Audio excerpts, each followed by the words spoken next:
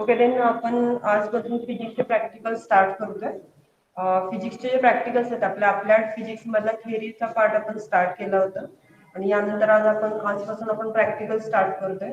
आपला जो पहिला टॉपिक होता प्रॉपर्टीज ऑफ मॅटर, त्या प्रॉपर्टीज ऑफ मॅटरवर आपण पहिलं प्रॅक्टिकल घेणार आहोत यंग्स मॉड्यूलस.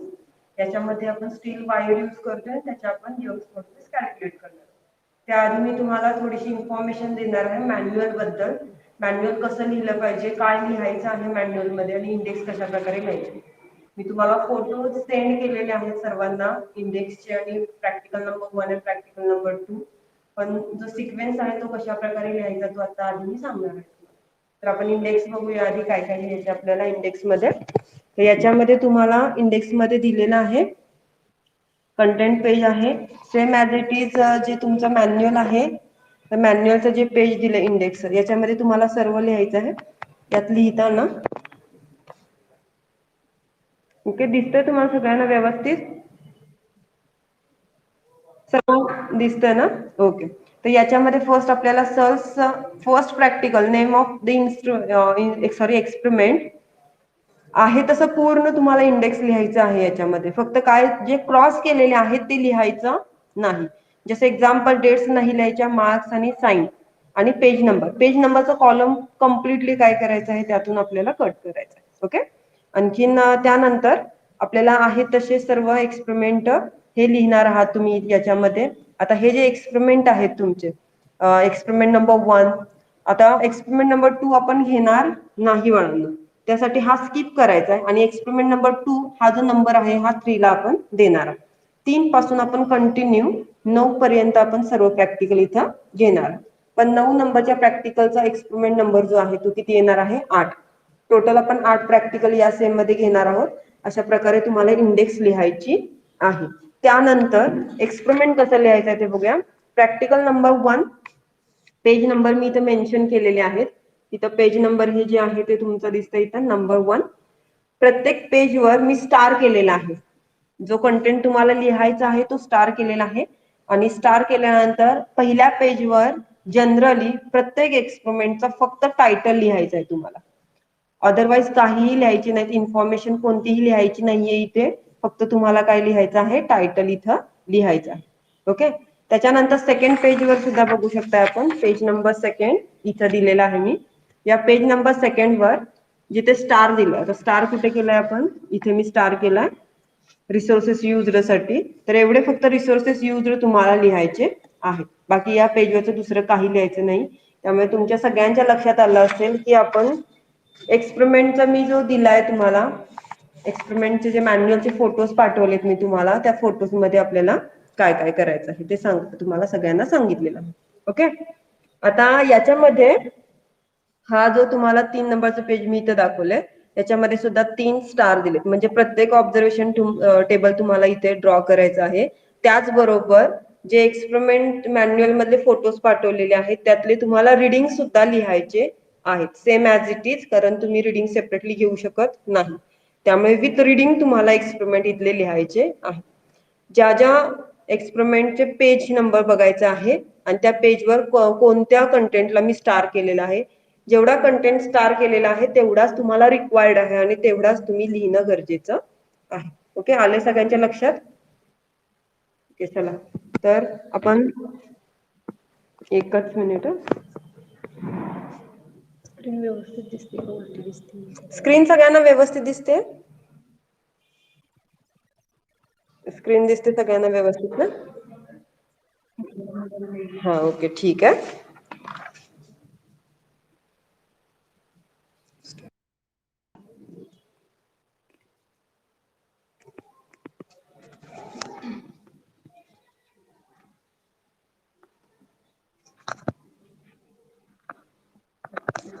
स्विच करताना इथंच करायचं. हा आधी व्हिडिओ स्टार्ट करायचा.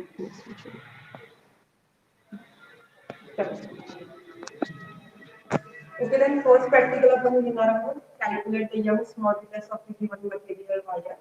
Then in this the practical, this is the Searles apparatus. There is the Searles apparatus. This is the Searles apparatus having the 2 parts. This is the part number 1. This is the part number 2. In this the Searles apparatus provided the two metal hooks. Okay, then this the window is an open window. Okay, this window is the open window, and at the same this window containing a wire, and this wire is called as the dummy wire. Okay, this the wire is called as the dummy wire.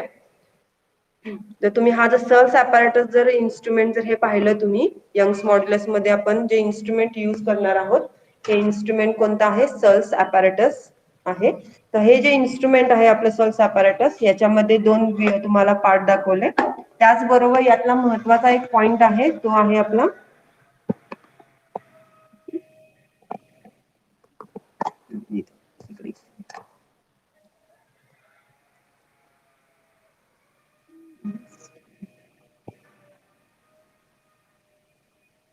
तुम्हाला इथे तुम्हाला एक spirit level bottle इथे attach केली आहे आणि याच्यामध्ये एक एअर बबल दिलेला आहे. ओके, या एअर बबल वरून तुम्हाला प्रॅक्टिकल पूर्णपणे हँडल करायचं आहे की एअर बबलची पोझिशन कुठे असणार आहे. ओके, याच्यानंतर हा झाला स्पिरिट लेवल बॉटल याला म्हटलं जातं. यानंतर जे सर्स ॲपॅरेटस आहे याचे आपण दोन पार्ट सांगितले होते. त्यातला हा जो पहिला पार्ट आहे ही ओपन विंडो पार्ट आहे आणि याच्या वरच्या बाजूला जी वायर आपण कनेक्ट केली आहे या वायरला डमी वायर असं म्हटलं जातं.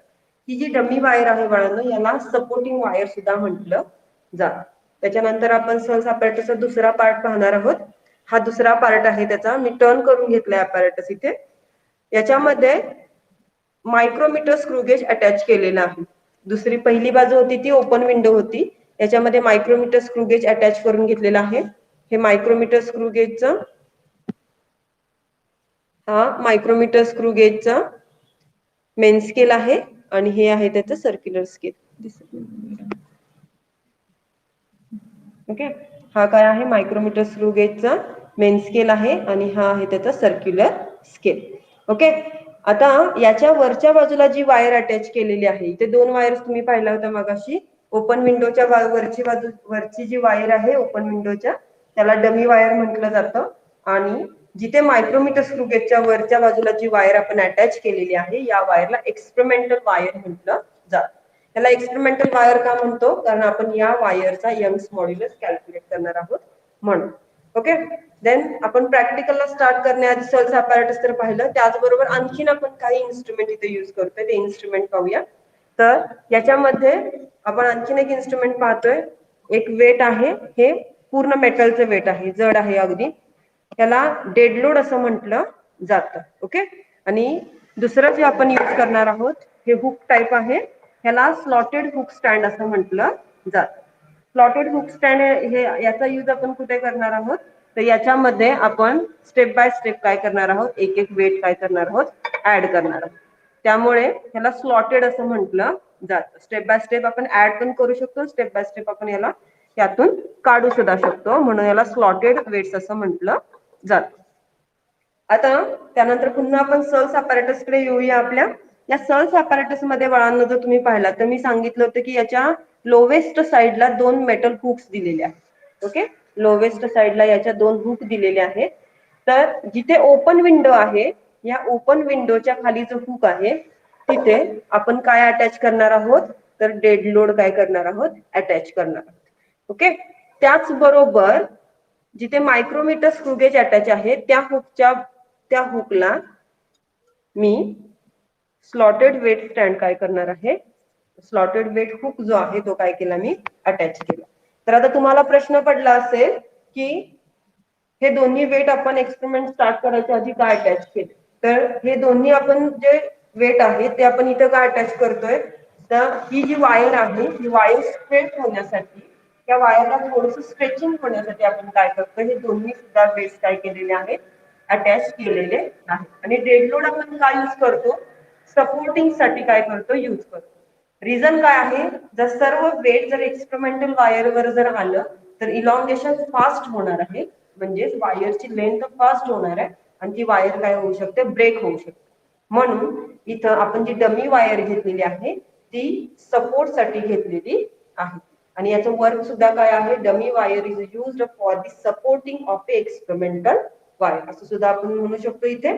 ओके, तर तुम्ही लक्षात काय ठेवायचं प्रत्येक वेळेला की याच्यामध्ये आपल्याला एअर बबल प्रत्येक वेळी व्यवस्थित पाहायचा आहे. आता या एक्सपेरिमेंट मध्ये आणखीन आपल्याला काय करायचं आहे ते आपण ऑब्झर्वेशन टेबल मध्ये थोडंसं पाहणार आहोत की आपल्याला रिडिंग्स कुठे लिहायच्यात आणि कशा प्रकारे लिहायच्यात. आपला पहिला प्रॅक्टिकल आपण सांगितलं यंग्स मॉड्युलस आपण इथं घेणार आहोत. त्यात आपण सेकंड पेज तुम्हाला दिलंय त्याच्यामध्ये रिसोर्सेस यूज तुम्हाला लिहायचे आहेत. रिसोर्सेस यूज इथे दिलेले आहेत. यामध्ये फक्त एक पॉइंट राहिलाय मायक्रोमीटर स्क्रू गेज. ओके, तो ऍड करावा लागेल तुम्हाला. त्यानंतर आपण इथे काय करणार आहोत यामध्ये आपण काय करणार आहोत की आपण मायक्रोमीटर स्क्रूच्या साहाय्याने याचा यूज करून आपण काय करणार आहोत ही जी एक्सपेरिमेंटल वायर्स आहेत या ज्या दोन वायर्स मी इथं घेतलेल्या आहेत एकच मिनिट ही एक मेटल वायर आहे आणि ही दुसरी मेटल वायर आहे. या ज्या दोन वायर्स आहेत या दोन वायर्सचं आपल्याला काय करायचं आहे डायमीटर मेजर करायचा आहे आणि याच्यासाठी आपण काय यूज करणार आहोत मायक्रोमीटर स्क्रू गेज यूज करणार आहोत. ओके, देन हे जे मायक्रोमीटर स्क्रू गेज आपण यूज करणार आहोत त्याचा एलसी तुम्हाला सर्वांना माहिती असणं गरजेचं आहे. त्याचा एलसी आपण पाहिला होता. त्याचा जो एलसी आहे तो किती आहे 0.001 सेंटीमीटर एवढा आहे. ओके, आणि हा तुमचा मायक्रोमीटर स्क्रू गेज असणार आहे. आता याचा रिडिंग आपण कसं घेणार आहोत ते बघूया. तर इथे पाहू शकताय तुम्ही जी एक्सपेरिमेंटल वायर आहे त्याचं रिडिंग मी इथे घेते. आता एक्सपेरिमेंटल वायर अटॅच करून याच्यामध्ये काय करणार आहे मायक्रोमीटर स्क्रू गेज मी क्लोज केलेला आहे. ओके, तर याचं जे काही रिडिंग येणार आहे ते रिडिंग मी काय करणार आहे ऑब्झर्वेशन टेबल मध्ये आता ऍड करून घेणार आहे. तर आता तुम्ही बघू शकताय याचा जर जे मायक्रोमीटर स्क्रू गेज आहे तो अगदी किंचितचा काय आहे ओपन आहे म्हणजे याचं रिडिंग जास्त येणार नाही. तर चला आपण रिडिंग बघूया याचे काय आले. तर याचं जर आपण रिडिंग पाहिलं तर MSR किती दिसतोय बाळांनो आपल्याला 0.0 दिसतोय. ओके, त्याच प्रकारे आपण CSR इथे CSD म्हणून सेपरेट त्यांनी कॉलम दिलेला नाही आपल्याला. तर इथे त्यांनी डायरेक्ट काय केलं आता CSR दिला म्हणजे तुम्हाला CSD इंटू LC करून डायरेक्ट रिडिंग इथे दिलेले आहे. ओके, देन आता हे जे रिडिंग्स आहेत 0.045 याचे आपण कॅल्क्युलेशन्स करत गेलोय. तुम्ही व्यवस्थित ऑब्झर्व केला तर कॅल्क्युलेशन अगदी सिंपल आहे. तुम्हाला फॉर्म्युलेज इथे दिलेले आहेत. आता याच्यामध्ये CSR तर तुम्ही पाहिलं MSR आहे CSR आहे. त्यानंतर आपण घेणार आहोत TR म्हणजे total reading MSR plus CSR. पण MSR किती आहे 0.0 आहे त्यामुळे या दोघांची ऍडिशन केल्यानंतर आन्सर येणार आहे 0.045. ओके, हा झाला total reading. Same as it is पुढचे सुद्धा तसंच येणार आहे. त्यानंतर आपण घेतोय करेक्टेड डायमीटर करेक्टेड रिडिंग घेतोय. आपला जो मायक्रोमीटर स्क्रू गेज आहे त्याच्यामध्ये कोणत्याही प्रकारचा एरर नाहीये म्हणून हा 0 एरर होता. त्यामुळे कोणतेही रिडिंग प्लस किंवा मायनस मी करत नाही. आणि same as it is TR चे जे रिडिंग्स आहेत ते कुठेच येणार आहेत आपले करेक्टेड डायमीटरला येणार आहेत. ओके, आता करेक्टेड डायमीटरला सुद्धा तेच रिडिंग आलेत का बघा 0.45 च 0.45 पुन्हा तेच रिडिंग इथे आलेलं आहे. त्यानंतर आहे ऍव्हरेज करेक्टेड रिडिंग. ऍव्हरेज म्हणजे सरासरी काढायची तिघांची बेरीज भागिले 3.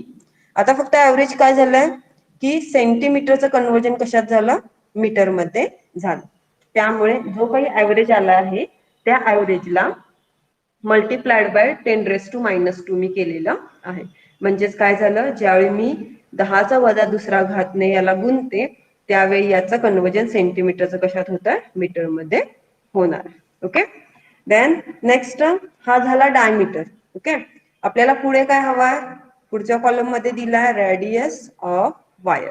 देन रेडियस ऑफ वायर आपण कसं घेणार आहोत देन D डिवायडेड बाय 2. डायमीटरला जर 2 ने भागलात तर काय येणार आहे रेडियस इथे येणार आहे.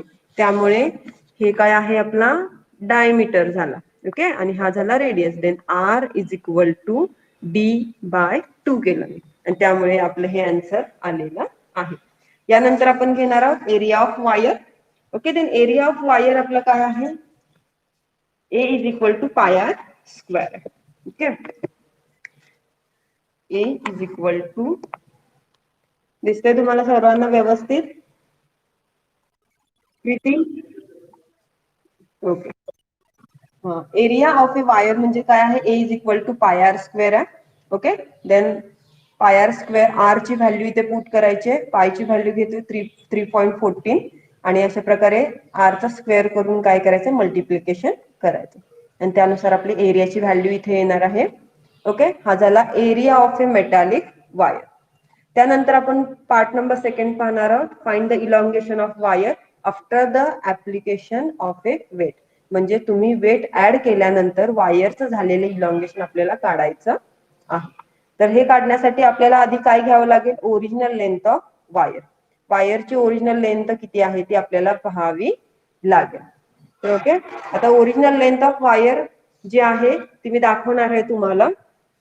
तर ही आपण तिथे पाहणार आहोत. त्याआधी ऑब्झर्वेशन टेबल थोडंसं समजून घेऊया आपण काय आहे ते. याच्यामध्ये ऑब्झर्वेशन टेबल मध्ये फर्स्ट कॉलम दिलाय लोड व्हॅल्यू. लोड W0 म्हणजे हुक असणार आहे ते जे आपण अटॅच केलेलं आहे ऑलरेडी ते हुक. त्याच्यानंतर W0 प्लस 0.5 म्हणजेच याच्यामध्ये आपण हाफ केजी काय करणार आहोत त्याच्यामध्ये ऍड करणार आहोत. असं स्टेप बाय स्टेप आपण प्रत्येक वेळेला हाफ केजी काय करत जाणार आहोत? ऍड करणार आहोत. याचा कॅल्क्युलेशन करून हे रिडिंग्स आपण तयार केलेले आहेत. म्हणजे W0 म्हणजे काहीही रिडिंग नाही असं समजूया. W0 म्हणजे हुक मध्ये ज्यावेळी हाफ केजी ऍड करतो त्यावेळी एवढं वजन काय होतंय त्या एक्सपेरिमेंटल वायरवर काय होतंय?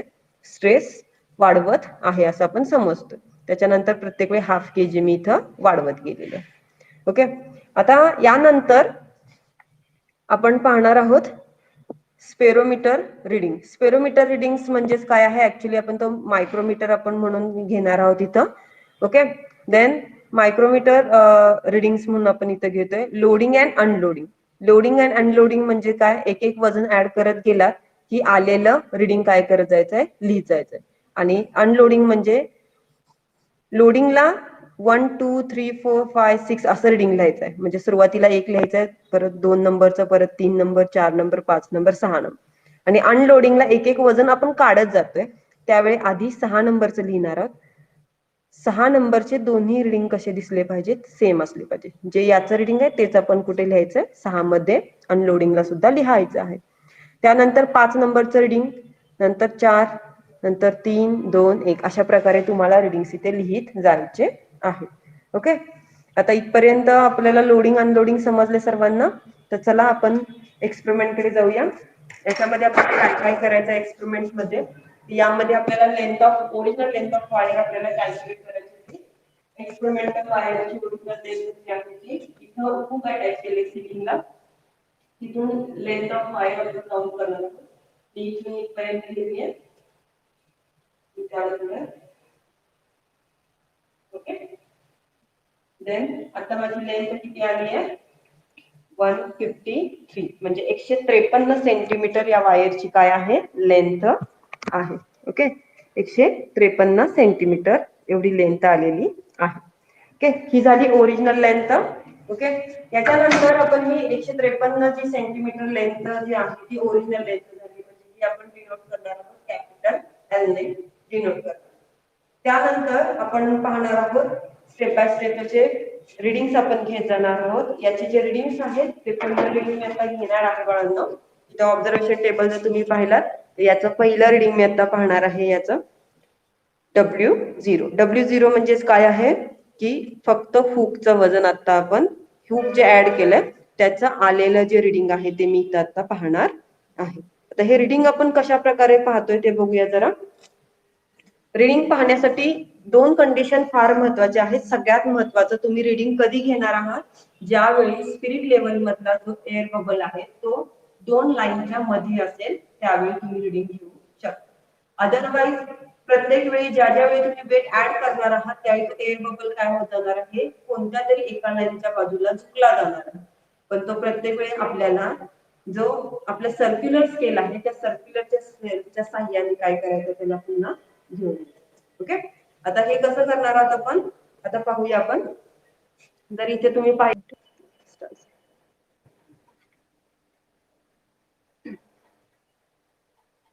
ओके. आवाज येतोय माझा सगळ्यांना? ओके. ठीक आहे. देन आपण कुठे आलो होतो बाळांनो की जे फर्स्ट रिडिंग आपण घेणार आहोत ते फर्स्ट रिडिंग घेण्यासाठी रिडिंग घेताना महत्त्वाचे कंडिशन्स काय आहेत तर याच्यामध्ये आपल्याला स्पिरिट लेवल बॉटल जे आहे त्याचा एअर बबल आपल्याला पाहणं गरजेचं आहे. तर आपण स्पिरिट लेवल बॉटलचा एअर बबल बघणार आहोत. तर तो एअर बबल पाहत असताना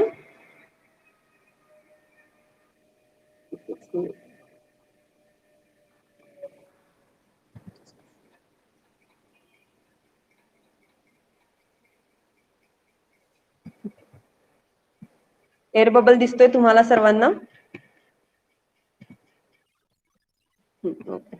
देन हा जो एअर बबल आहे हा एअर बबल आता कुठे आहे मिडलला पोझिशनला बरोबर आहे. म्हणजे आता हे दोन्ही सुद्धा जे दोन्ही साइड जे आहेत त्या कशा आहेत आता बाळांनो व्यवस्थित आहेत. आता आपल्याला पुढे काय बघायचं आहे की याची रिडिंग्स आपल्याला घ्यायची आहे. तर रिडिंग्स आपण घेत असताना कशा प्रकारे घेणार आहोत बघूया. रिडिंग घेत असताना आपण फर्स्ट काय करणार आहोत हा तुमचा जो स्पेरोमीटर आपण म्हणतो याला सल्स अपॅरेटस मधला आहे याच्यामधला हा मेन स्केल आहे आणि हे आहे आपलं सर्क्युलर स्केल. तर याच्यातलं रिडिंग घेत असताना ही जी सर्क्युलर स्केलची जी कडा आहे सर्क्युलर स्केलची कडा ती कुठे अटॅच होतीये ते जे रिडिंग असणार आहे त्याला आपण MSR मध्ये लिहिणार आहोत. तर आता कुठे अटॅच आहे ती 0च्या खालच्या बाजूला अटॅच आहे 2 नंबरच्या लाईनला. म्हणजे आपलं रिडिंग किती आलं 2 आलं.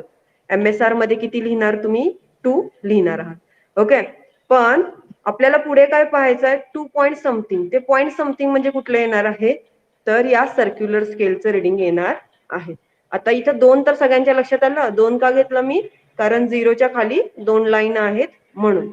त्यानंतर आता जर रिडिंग जर पाहिलं मी सर्क्युलर स्केलचं तर किती दिसतंय मला इथं 0 दिसतंय बरोबर आहे.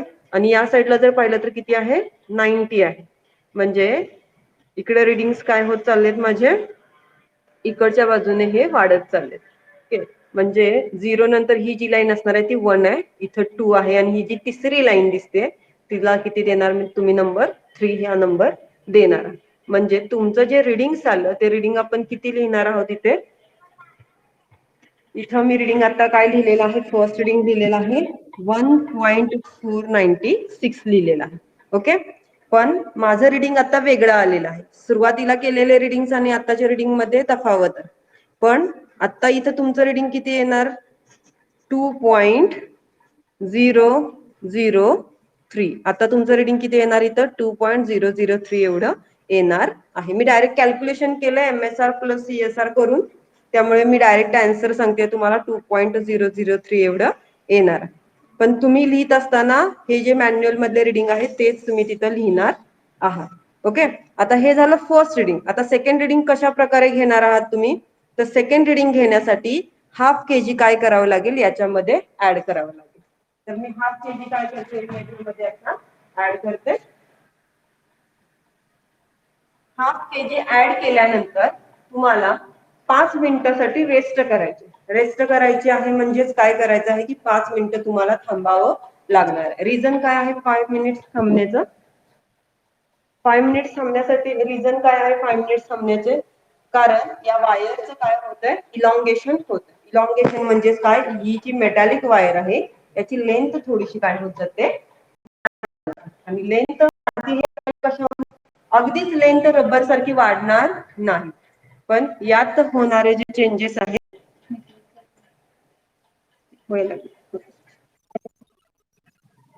आता येतोय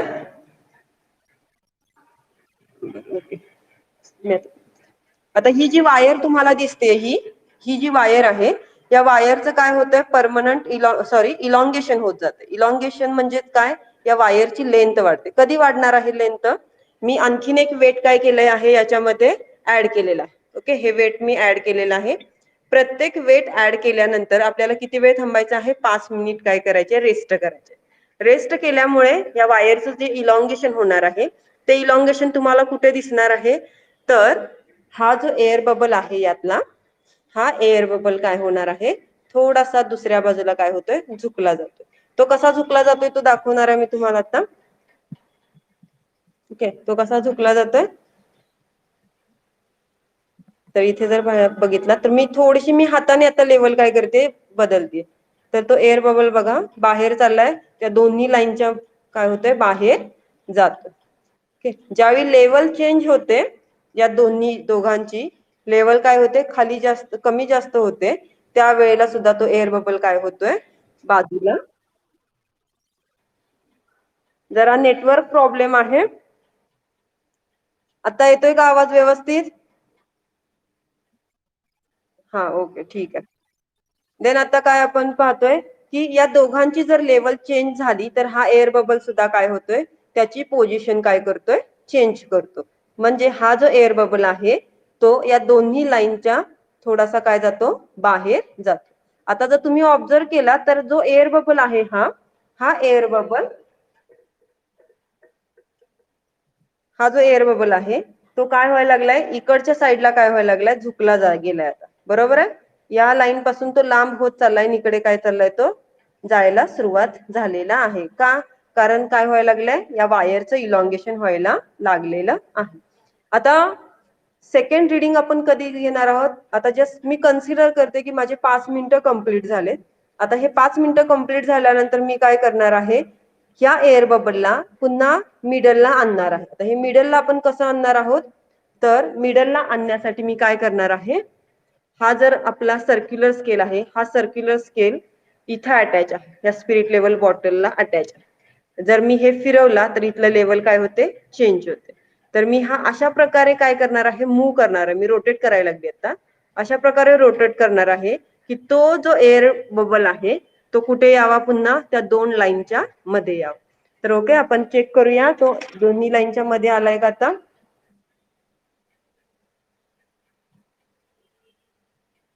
मी अशा प्रकारे आता मूव्ह करायला लागले त्याला की तो कुठे यावा दोन्ही लाईनच्या मध्ये. ओके ठीक आहे, आता आलाय तो दोन्ही लाईनच्या मध्ये आलेला आहे. म्हणजेच आता पहिल्या रिडिंग पेक्षा आता दुसरं रिडिंग काय झालं असणार आहे चेंज झालेलं असणार आहे. आता इथं ऑब्झर्व करूया चेंज झाले का ते reading. Just a minute. Then reading change झालंय आपलं. तर आता जर तुम्ही ऑब्झर्व केलात रिडिंग तर आपलं रिडिंग किती येणार आहे, MSR तोच राहिलाय 2च आहे, MSR बदललेला नाही. पण CSD मात्र बदलली आहे. CSD किती आली आपली बघा आता, इकडे 70 आहे, हे आहे 70, इथे 80 आहे, देन 70, नंतर 80 आहे, 81, 82, 83. CSD किती आली आपली 83 आलेली आहे. ओके, देन तुमचं जे आन्सर असणार आहे सेकंड, ते आन्सर किती मी इथं आता लिहिणार आहे, सेकंड आन्सर लिहिणार आहे 2.083. दुसरा आन्सर किती आलं माझं लोडिंग साठी, म्हणजे इथं येणार ते सांगितलं तुम्हाला 2.83. असं प्रत्येक वेळेला काय होत जाणार आहे.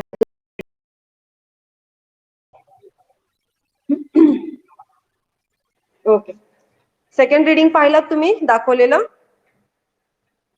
हा ओके, देन आता थर्ड रिडिंग, सेकंड रिडिंग नाही बघितला. ओके ओके, आता सेकंड रिडिंग साठी आपण काय करणार आहोत. ओके, परत एकदा दाखवते मी तुम्हाला. इथं जर तुम्ही पाहिलात सेकंड रिडिंग, तर सेकंड रिडिंग साठी काय होतंय बाळांनो, MSR बदललेला नाही आपला, MSR तोच आहे बघा. 0च्या खाली किती नंबरच्या लाईनला दिसते, ते 2 नंबरच्या लाईनलाच कडा दिसते सर्क्युलर स्केलचे. पण CSD मात्र बदलली आहे का, CSD बदललेली 80 आहे, आणि 80 नंतर किती नंबरची लाईन मॅच झाली इथं, 3 नंबरची लाईन काय झाली मॅच झाली, बरोबर आहे. म्हणजे CSD आला 83, देन MSR आला 2. म्हणजेच मी आता काय करणार, हे रिडिंग मी आता कसं लिहिलं इथं, MSR 2 आलं, मी इथं 2 लिहिलं, 2.083. हा आपला काय होता CSD होता, पण मी CSD इंटू LC केला आणि तो CSR मध्ये केला आणि ह्या दोघांची ऍडिशन केली, 2.083 घेतला आपण. ओके, हे झालं आपलं सेकंड रिडिंग. आता हे स्टेप बाय स्टेप आपण काय सांगितलं, आपण काय करतोय जसं वेट ऍड करतोय तसं रिडिंग चेंज होत जाणार. तर आता मी तिसरं वेट ऍड करते, थर्ड वेट मी काय केलं ऍड केलं. पहिला हुक होता, सेकंड आपण एक वेट ऍड केलं, आणि नेक्स्ट आणखीन एक वेट मी काय केलं ऍड केलं. असं स्टेप बाय स्टेप काय करणार आहात तुम्ही, वेट ऍड करत जायचं. मी आता थांबणार नाहीये रिडिंगसाठी, मी जस्ट एक्सप्लेन करणार आहे तुम्हाला. असे टोटल आपले किती असणार आहेत, 6. फर्स्ट हुक असणार आहे, second weight, second, third, fourth, fifth आणि 6. असे मी टोटल आता 6 इथं काय केलेत, ऍड केलेत आपले. आता 5 वेट ऍड केलेत आणि पहिले एक हुक होतं, असे 6 वेट आपण म्हणूया ऍड केलेले आहेत. आता हे झालं लोडिंग आपलं. ओके, हे लोडिंगचे रिडिंग तुमचे सगळे कंप्लीट झाले असं मी कन्सिडर करते. त्यानंतर आता मी काय करणार आहे, अनलोडिंग. अनलोडिंग म्हणजे काय, की एक वेट काय करायचं, काढून घ्यायचं. एक वेट मी काढून ठेवलंय. आणखीन पुन्हा आता मी किती वेळ थांबणार आहे, 5 मिनिटं पुन्हा रेस्ट घेणार आहे. ही रेस्ट झाल्यानंतर काय होणार आहे, ही जी वायर आहे आपली, ही जी वायर आहे याचं जे झालेले इलॉंगेशन आहे, ते इलॉंगेशन पुन्हा काय होणार आहे, परत आहे त्या ओरिजिनल साइज अँड शेप मध्ये यायला सुरुवात होणार आहे. आता याचं रिझन काय आहे बाळांनो, की आपण एक्सप्लेन केलं होतं थेअरीमध्ये, इलॅस्टिसिटी मध्ये, की स्टील आणि रबर जर आपण कम्पेअर केलं तर कोणतं मटेरियल इज मोर इलॅस्टिक, आपण सांगितलं होतं स्टील मटेरियल काय आहे, मोर इलॅस्टिक आहे असं सांगितलं होतं. का, कारण जेवढं त्याचं इलॉंगेशन होतं तेवढंच त्याचं पुन्हा काय होतंय, तो स्वतःची बॉडी लगेच रिकवर सुद्धा करू शकतोय. म्हणजे ती बॉडी काय होते, लगेच रिगेन सुद्धा होते. म्हणून स्टील काय आहे, रबर पेक्षा मोर इलॅस्टिक मटेरियल आहे. ओके, तर तुम्हाला लोडिंग आणि अनलोडिंग समजलं सगळ्यांना. आपण काय केलं, तर हे झाले आपले लोडिंगचे.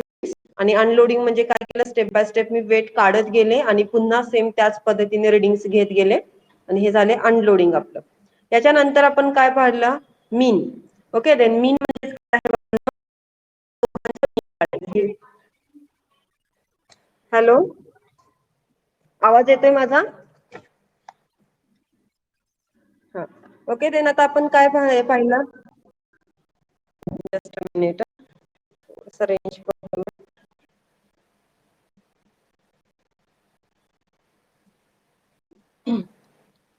आता दिसतोय बाळांनो?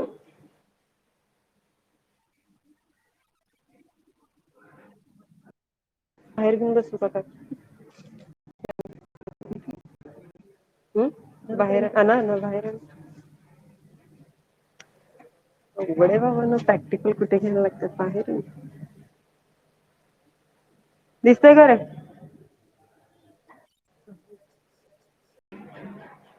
ओके, दिसतंय सर्वांना आता?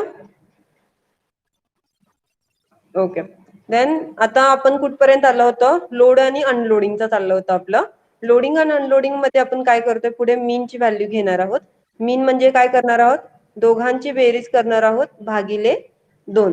कारण इथं 2 रिडिंग आहेत म्हणून दोघांची बेरीज आणि भागिले 2 करणार. अशा प्रकारे मीन काढतोय. मीन म्हणजेच काय आहे, सरासरी आपण काढतोय. ओके, देन अशा प्रकारे सगळे आपण सरासरी सगळ्यांची काढून घेणार आहोत. प्रत्येकाला एक काहीतरी त्यांनी व्हॅल्यू म्हणजे काहीतरी नाव दिले, x0, x1, x2, x3 असे त्यांनी काय दिले, त्याला काहीतरी मेन्शन केलेलं आहे. ओके, त्याच्यानंतर आपण जो नेक्स्ट कॉलम पाहणार आहोत तो आहे इलॉंगेशनचा. इलॉंगेशन म्हणजेच काय, त्या वायर मध्ये झालेला बदल किती होता तो रिडिंग मध्ये इथं तुम्हाला दाखवायचा आहे. तर आता रिडिंग मध्ये तुम्ही कसं दाखवणार आहात, तर x1 मायनस x0 इथं लिहिले बघा, x1 मायनस x0 म्हणजे यातून हे रिडिंग काय करायचं, वजा करायचं, मायनस करायचं आणि आलेला आन्सर तुम्ही इथं मेन्शन करणार आहात. ओके, त्यानंतर पुढे काय करायचं आहे बाळांनो, इथं फक्त इथं जे आपण रिडिंग लिहितोय तिथं बाय मिस्टेक इथे एक पॉइंट राहिलाय लिहायचा त्यांच्याकडून, -2 लिहायचं राहिलंय, 10⁻⁻². एवढं फक्त ऍड करायचं तुम्ही तुमच्या मॅन्युअल मध्ये. मी फोटोज पाठवताना त्यामध्ये ऍड केलेलं नाही मी, ते तुम्ही करून घ्यायचंय. की x1 मायनस x0 असं का केलं मी इथं, इंटू 10⁻²? का केलं, कारण ह्या सगळ्या व्हॅल्यू सेंटीमीटर मध्ये आणि इलॉंगेशन तुम्हाला कशात दिसतंय, मीटर मध्ये दिसतंय. म्हणून इथं काय करायचं आहे, मीन, त्याच्यानंतर इलॉंगेशनला x1 मायनस x0 जे काय व्हॅल्यू असेल ते multiplied by 10⁻². Same as it is x2 minus x0, next x3 minus x0, next x4 minus x0, last x5 minus x0. अशा प्रकारे सर्व इलॉंगेशन काढायचे आहेत. इलॉंगेशन कशाने डिनोट केलाय? ई ने डिनोट केलेला आहे, स्मॉल ई ने. याला आपण थेरी मध्ये स्मॉल एल ने सुद्धा डिनोट करतो. म्हणजेच इलॉंगेशन म्हणजेच काय आहे? चेंज इन लेंथ आहे. ओके. त्यानंतर आपण इथं काय पाहतोय? स्ट्रेस. आता स्ट्रेस म्हणजेच काय? Applied force upon cross sectional area असं आपण त्याला म्हणतो.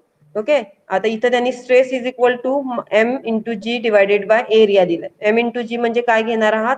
इथं जो तुम्हाला कॉलम दिलाय तो एम इंटू जी 4.91, 9.81, 14.72 हा जो कॉलम आहे तो एम इंटू जीचा. Then M into G divided by area. Area म्हणजे इथं दिलेला आहे, तो एरिया तुम्ही कॅल्क्युलेशनला यूज करायचा. ओके.